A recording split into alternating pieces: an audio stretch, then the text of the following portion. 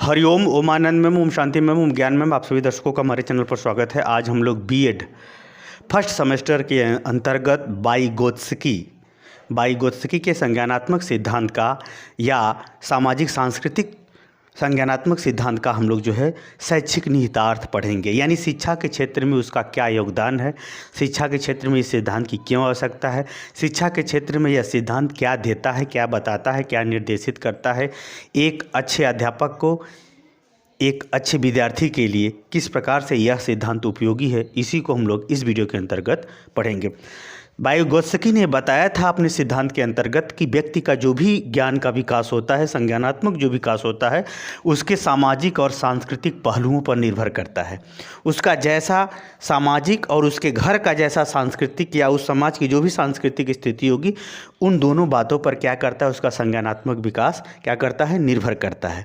दूसरा उन्होंने बताया अंतःक्रिया, यानी जो अधिगम करता है या जो भी व्यक्ति है या जो भी विद्यार्थी है, वह माता पिता के बीच उसका क्या अंतःक्रिया है, किसी कार्य के प्रति वह क्या सोचता है, क्या समझता है, कैसे करता है, विद्यार्थी का शिक्षक के प्रति, विद्यार्थी का समाज के प्रति जैसी अंतःक्रिया होती है, उस अंतःक्रिया और उस समाज की सामाजिक सांस्कृतिक पहलू, इन दोनों पर उसके ज्ञान का विकास होता है, यानी उसके संज्ञानात्मक विकास होता है। और यह संज्ञानात्मक विकास जो विभिन्न प्रकार की अंतःक्रिया होती है, वह अंतःक्रिया विभिन्न स्तरों पर होती है। सूक्ष्म का यहाँ तात्पर्य है, इसको सब डिटेल में पढ़ाया जा चुका है। मैं हल्का से इसे समझा के जब इसको समझाऊंगा तो आपको पूरा समझ में आ जाएगा, उसके पहले पल्ले ही नहीं पड़ेगा। थोड़ा सा मुझे ये बताना जरूरी है, इसीलिए मैं इसको समझाने का प्रयास कर रहा हूँ, तो हल्का सा फुल्का सा बताने का। अंतःक्रिया के अंतर्गत उन्होंने 4 स्तर बताए थे, जिसमें सूक्ष्म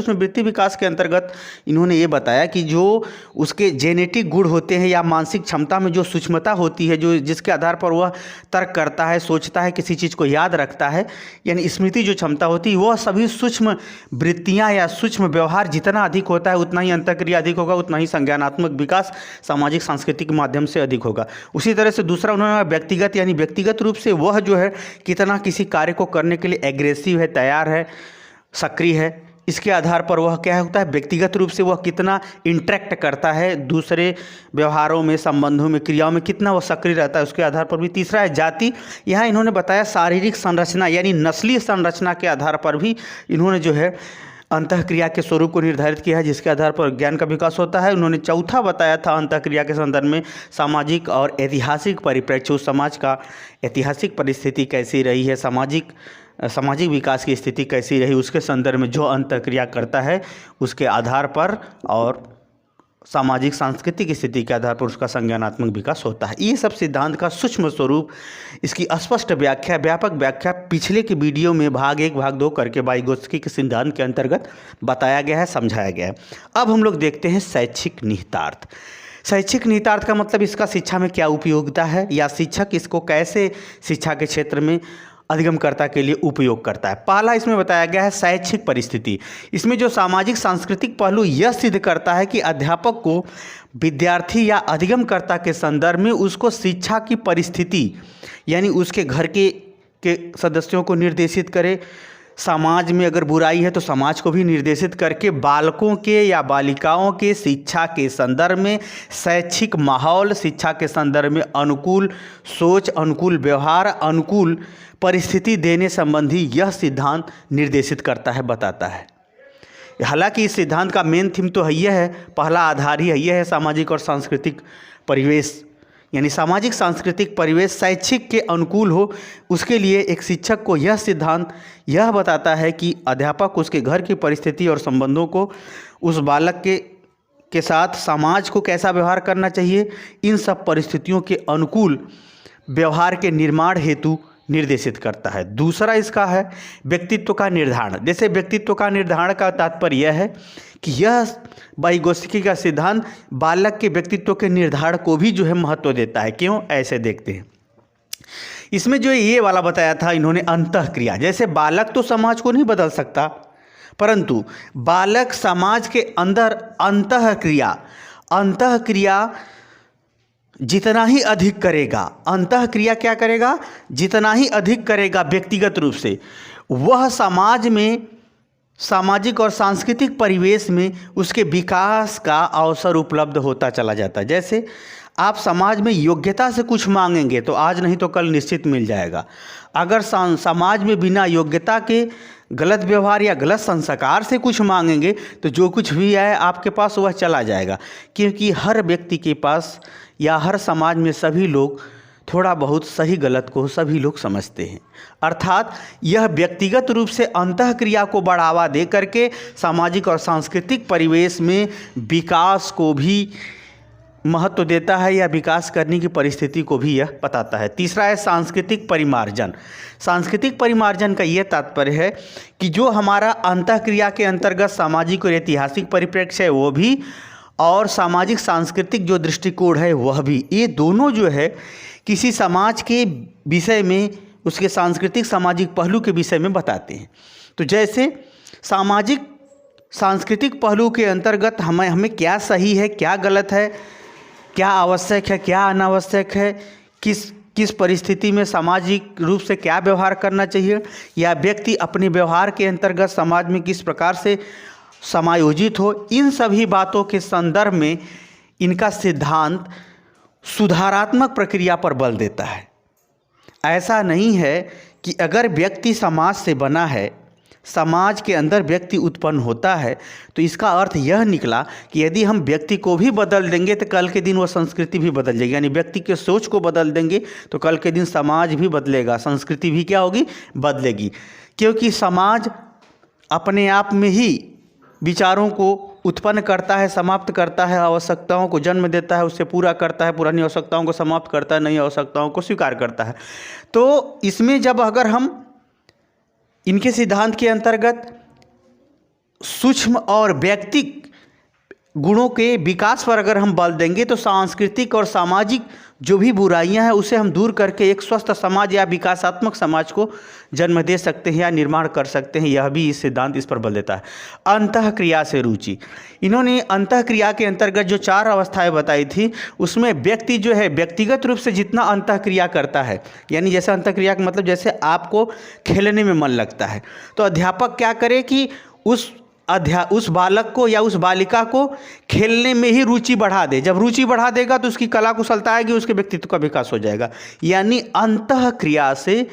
अंतःक्रिया में रुचि को उत्पन्न करके व्यक्तित्व को विकास का आधार भी यह सिद्धांत देता है। 5वां इसकी है शैक्षिक निहितार्थ, विशिष्टता में व्यक्तित्व।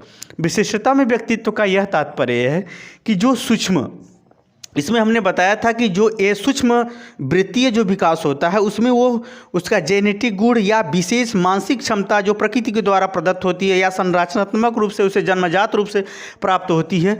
अगर व्यक्ति के अंदर कोई विशेष गुण या कोई विशेष कुशलता दिखती है तो अध्यापक को चाहिए कि उस विशिष्टता के आधार पर ही उसके व्यक्तित्व का विकास कर देना चाहिए। इस बात को और स्पष्ट ढंग से अगर आपको यहाँ नहीं समझ में आ रही है तो इसका जो दूसरा पहलू व्यक्तिक वृत्तीय विकास को आप पढ़ेंगे तो स्पष्ट समझ में आ जाएगा।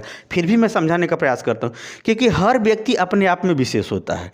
वह व्यक्ति एक ही कार्य को कितने लोग कम समय में करते हैं, कितने लोग ज़्यादा समय में करते हैं, कितने लोग करते ही नहीं। अर्थात जो व्यक्ति के अंदर व्यक्तिगत रूप से विशिष्टता है कार्य करने की क्षमता की जो अंतःक्रिया है, जितना ही जल्दी कार्य करेगा उतना ही जल्दी सीखेगा, उतना ही आगे बढ़ेगा, उतना ही ज्ञान होगा।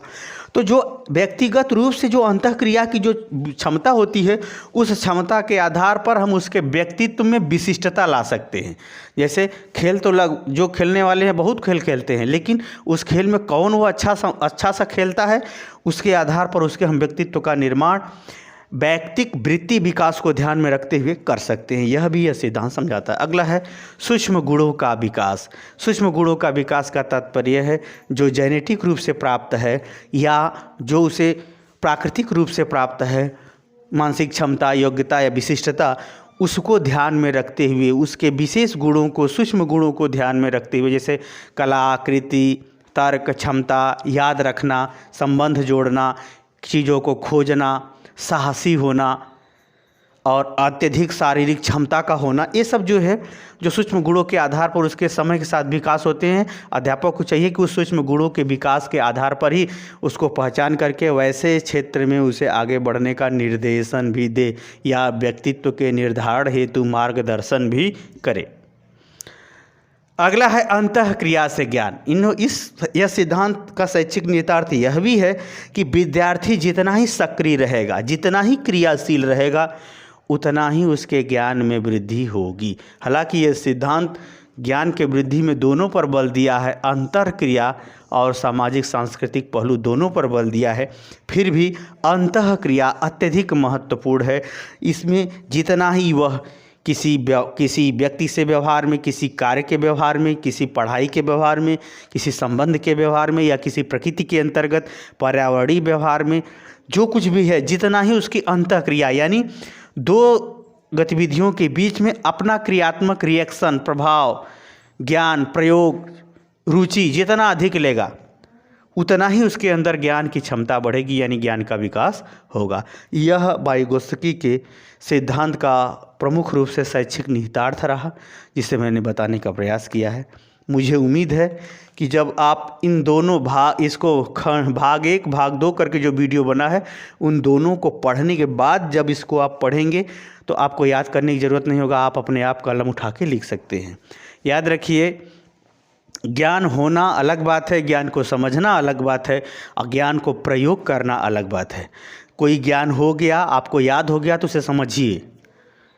पहले याद करना है, फिर समझना है, फिर उसका प्रयोग करना है। तो मैं आपको समझाने का प्रयास कर रहा हूँ, और जब आपको समझ में आ गया तो याद नहीं है तो याद भी हो जाएगा और आप उसको अच्छे ढंग से लिख भी सकते हो। तो इस लेक्चर के माध्यम से मैंने आपको वाइगोत्स्की के संज्ञानात्मक सिद्धांत को समझाने का प्रयास किया है। मुझे उम्मीद है कि आप समझ गए होंगे। समझ गए हैं तो कमेंट बॉक्स में ज़रूर बताइए। साथ ही मेरे चैनल को लाइक शेयर सब्सक्राइब कीजिए। हरिओम।